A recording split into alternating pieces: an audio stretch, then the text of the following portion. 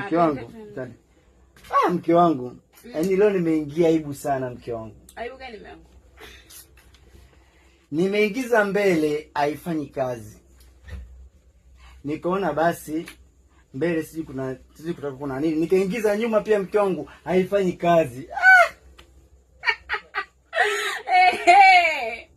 Sisi angoni na bado. Unasema mimi sasa kijinga.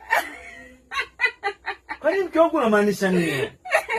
Na mimi nilikuwa nasema hii flash yangu hii hapa, hii flash nimeingiza kwenye tundu la mbele la kompyuta, haifanyi kazi. Nikaingiza kwenye hili tundu la nyuma huku pia kompyuta pia haifanyi kazi. Kumbe flash. Wewe ulikuwa unamaanisha nini kwani? Unataka kumaanisha mke wangu wewe? Samee mume wangu bwana.